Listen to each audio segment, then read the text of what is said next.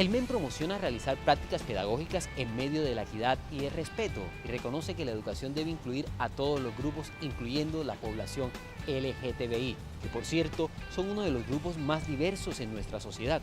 Un activista y defensor de los derechos del sector nos habla del porqué del significado de la sigla LGTBI. Esto, como es un tema de derechos civiles y derechos políticos, va a comenzar a buscar ese enfoque desde la lucha de la pugna política, y se nombra a ese sector como lesbianas, gays, bisexuales, transgeneristas e intersexuales. ¿Por qué?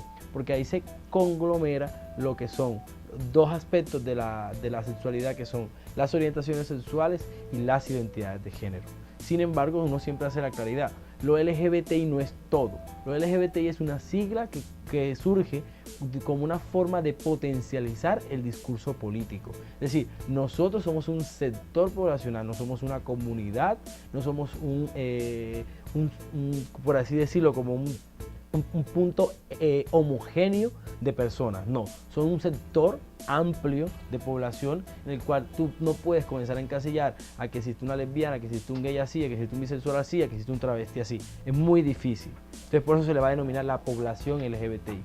Pero eso solamente, a mi punto de vista, da un tema político. Es decir, estamenta que esta población va a tener unos derechos, y que esos derechos se hacen a través de una lucha social. La lucha de los LGBTI por el matrimonio, la lucha de los LGBTI por la adopción de niños, la lucha LGBTI por todo lo que ellos crean es necesario para enfrentarse o para lograr lo que buscan los sectores LGBTI, que es la igualdad.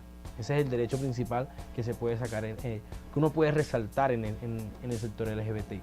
Sin embargo, la sexualidad y el discurso de la diversidad sexual y de género va muchísimo más allá.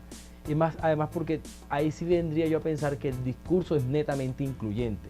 Lo LGBTI, mucha gente lo dice, y yo también estoy de acuerdo, se vuelve categorizante y se vuelve excluyente en el mismo discurso. ¿Por qué? Porque te categorizas. Tú eres el gay, tú eres la lesbiana, tú eres el bisexual, tú eres el travesti, tú eres el transexual, tú eres el intersexual, tú eres el asexual, tú eres el demisexual, tú eres el pansexual. Entonces todo se vuelve una categorización y termina haciendo muy excluyente el proceso.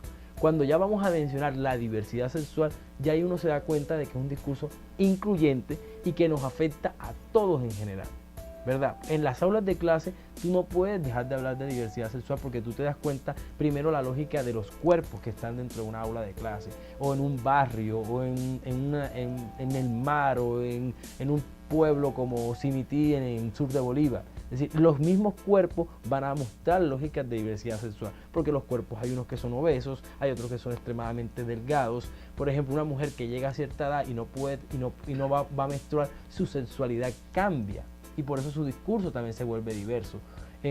Hacíamos muchos estudios sobre eso, por ejemplo, en La Guajira, y por qué había una antropóloga que se comenzaba a estudiar por qué en La Guajira los hombres después de los 30 años comenzaban a tener unas prácticas sexuales diferentes.